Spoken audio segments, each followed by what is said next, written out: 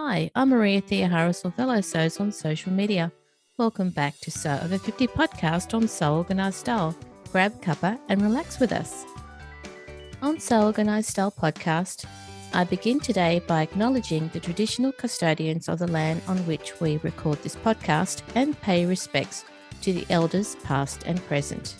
Thanks for joining us on Sew Over 50 podcast on Sew Organised Style. Sew Over 50 intersects with all communities. We're a community that is so over ageism. Clive, or at Beautiful Design, is today's Sew Over 50 podcast guest. Yes, we're continuing to talk to men in the sewing community, and he's actually going to tell us about BoysSewToo. Hello, Clive. Hello, how are you? Good, lovely to see you. And, you've been very busy. Yeah, this last couple of weeks has been a whirlwind of, wonderful stuff that's happening. Overwhelming, but yeah, it's been really interesting. Now, some people may know about you, so you can choose. Would you like to talk about your background, or would you like to jump into what BoysSewToo hashtag is all about? Yeah, I can talk about my background. I'm quite happy to do that. Okay. I think it leads quite nicely into what this is all about as well. Brilliant. Let's start. Yeah. Okay. What do you want to know? So Clive has been sewing for a while, and I see you do a lot of live on Instagram. So give us the background, Clive. So in a nutshell, my sewing history started when I was a young child on a Singer sewing machine, the hand crank Singer sewing machines, which are amazing machines. It was given to us by my grandmother, and we made some home furnishings, me and my mum. Didn't know how to sew. There was nowhere really that would teach you. It's important that I start out with that as well, because I was more interested in sewing as a younger child, but got told at senior school that boys can't sew. You don't sew. So I was put off for a long, long time until I went to college. I studied textile design there. I was quite a shy kid. So from there, I didn't really go off to university and do the whole fashion textile thing until later on in my life, when I matured and became more comfortable being a sewer. There was always that doubt in there that I couldn't do it. I later on went off to do a foundation in art and design at Warwick College, near where we live. And that gave me a portfolio of work to be able to apply for university to go and study fashion design in Surrey. I was 24 when I went there. Fashion design and the whole kind of degree world, I feel like fashion design is very, very cutthroat. It's very hard industry. But also it made me realise that actually I didn't want to be a designer, because the industry is not necessarily an easy industry to get into, but also not a very nice one either. From what I've come across at work, companies where it's expected to work for free. I was in my mid-20s and I just couldn't do that. So fast forward, I started a degree. Sadly, I didn't finish it due to one of my family members was in a car accident. So I came home. They're all okay now. And from there, I basically just got a job and paid my rent and my bills, because that's what you had to do. Yeah. So fast forward to 40 years old, I was like, right, I was always sewing on and off just for myself more than anything. And I thought, I really want to make a go of this. I really want to try and make a career out of this. So I started my business, Beautiful Design, doing alterations and making people's clothes. And a year after I started, COVID hit. Yeah. From there, it kind of stopped. And now we're getting back into the swing of things. It's slowly starting to creep back in. That's a little bit about my background. Yeah, that's where it's coming from. That's your background. And so how does that fit in with the hashtag BoysSewToo? In the last few years, I've joined a few groups on social media, specifically on Facebook. There's a couple of sewing groups, men who sew, sewing menswear. It's a great community of guys that are on there that are showing their mates. And there was one chap on there in particular called Rob Dawson, who I've been friends with socially on there for a few years now. And Rob was always one of the guys that was very active in there. He was always sewing, just really positive, encouraging, wonderful kind of life of a person. And sadly, Rob lost his life very recently. I did get to meet Rob recently at the Stitch Festival in London. Wow. Yeah, we both walked on the catwalk together. yeah, he very sadly lost his life. And that is what inspired me to start this movement or initiative or whatever this is going to be. I feel like it's coming from a place of grief, I suppose, to make sure that a message that Rob wanted to put out there, that boys sew too, which is also one that I wanted to put out there from a young child being told, no, you can't sew. It's only for girls. It just came from a place of wanting to make a change and wanting to kind of like give guys a voice, I suppose, in the sewing community. Because I think sometimes when you go to these sewing shows, it's very much female orientated industry. I'm not saying this is not coming from a place of like, oh, what about us? The men are muscling in on this industry. I don't think we're very seen, or I think to be a man and sew and to be proud of that is not a wide recognized thing. And I think that needs to change because there are lots of men out there that sew, lots of young boys out there that want to sew. This last few weeks, I've seen so many little stories, had so many messages coming in on the BoysSewToo Instagram page, which have been really wonderful to see and inspiring.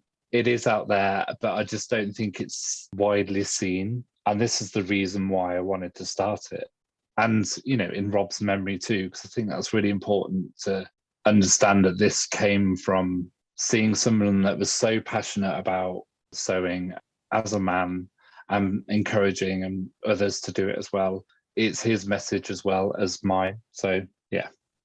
So are we looking at visibility for men and boys in the sewing community? And it's all men of all sorts? Yeah.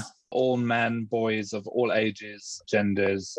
We live in a very different world now. So there might be some people out there that are listening and they don't identify as a boy or a man. They could be non-binary. This is more about the message of just be who you are and just enjoy sewing, and don't be scared off by anyone that's going to tell you it's a gender specific skill to have, because it isn't. Yeah. I hope that that's kind of understandable to, you know, the listeners. In this day and age, we want more kind of inclusion and equality. And this is just part of it in this kind of industry, I suppose. So is education part of BoysSewToo? It is something that I am looking into.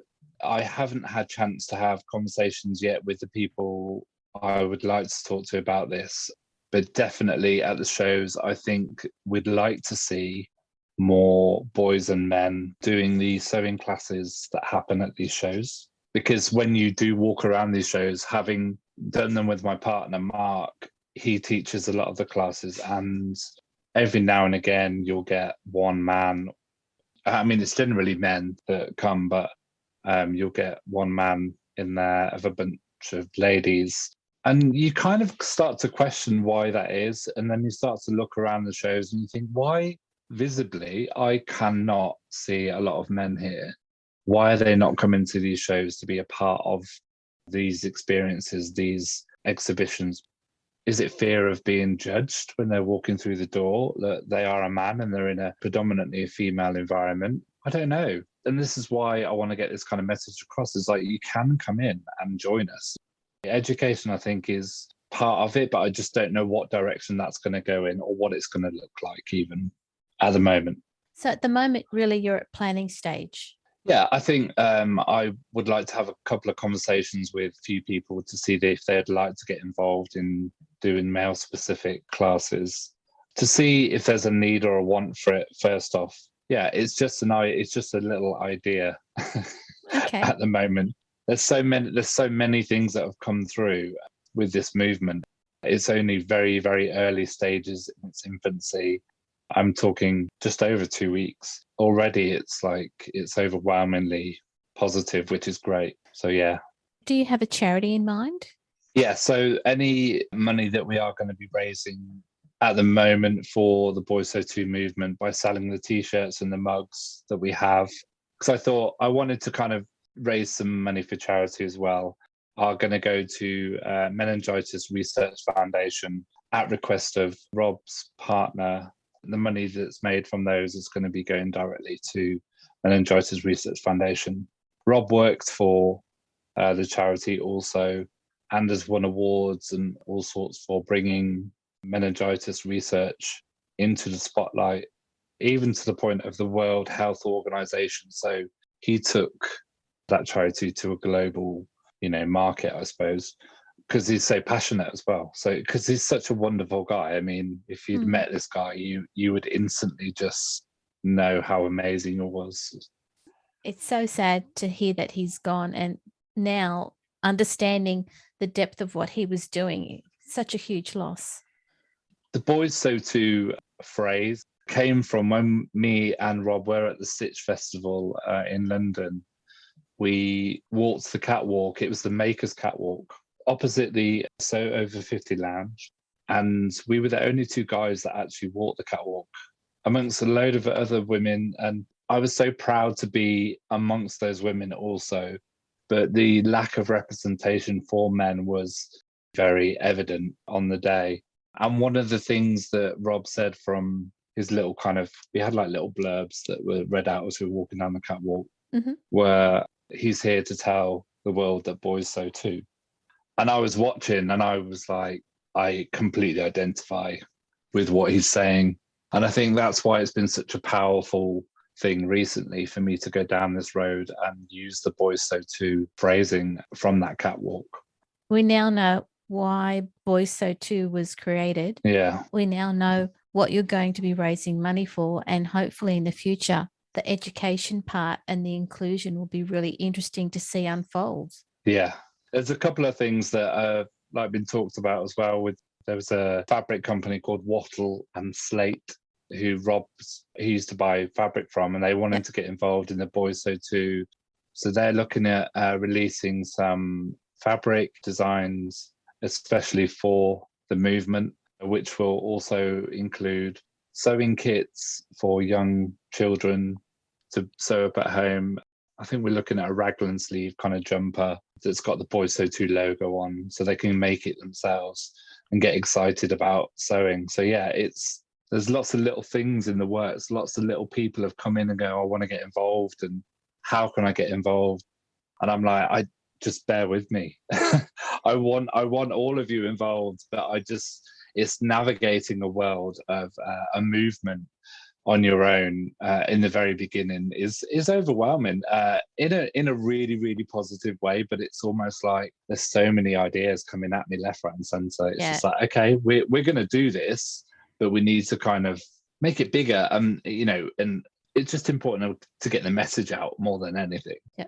There's going to be a sewing show at Alexandra Palace in October, which the organisers have agreed for us to have a male fashion catwalk, so men can bring their own makes along and walk the catwalk. And that's also going to be in honour of Rob for the Men's Sew Too movement. They've also given us a little gallery where we can put our makes so people can look at them. So having them on board has been huge.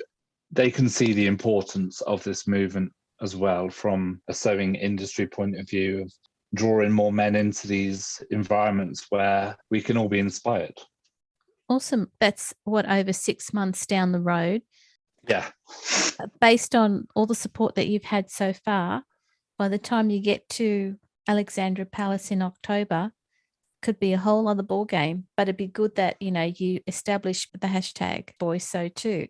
In over 3 weeks, I think we've just had like 700 followers, which it's not a numbers game, but that's overwhelming. It's for that many people to get on board in just over 2 weeks is brilliant. And I think this could go in so many different directions.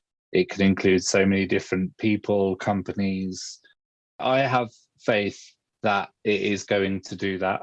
And I'm quite emotional with the thought of Rob would have loved what's going on in his name as well. So, from both sides of it, it's amazing. It really is. Clive, I know that from my experience in the sewing community, we're really supportive of making sure that there is inclusivity and that we are visible, especially So Over 50, making sure that we're all visible. That's what we're here for. And I wish you all the best in bringing BoysSewToo to what it is you'd like to have in memory of Rob. Thank you so much for having me. It's been a really amazing experience to do a podcast. I've never done anything like this before. And also to all the listeners as well, like if you are a man that's listening and you want to get involved, just let us know. Go over to the Instagram and BoysSewToo and just get in touch. Thank you. But thank you, Maria, so much for having me. Oh, look, you're more than welcome. So again, listeners, if you want to get involved, go to the account BoysSewToo, follow, and direct message Clive. Yes. Thank you again for your time, Clive. Thanks so much, Maria. I really appreciate it. Thank you. And have a lovely day, listeners. Listeners, if you have a guest post idea that you'd like to manage for Sober 50, make sure you direct message them on Instagram and get started. This episode for Sober 50 podcast on So Organised Style was produced by me, Maria Theoharis, with permission of Clive, sound by bensound.com. You can subscribe to So Organised Style podcast, but with an S, not a Z, on all good podcast apps. Make sure you go back and listen to our So Over 50 podcast archive. There are over 130 free So Over 50 podcasts to listen to. I hope that you'll support our podcast production through our Patreon account. We look forward to joining you in your sewing room next time. Stay safe, everyone.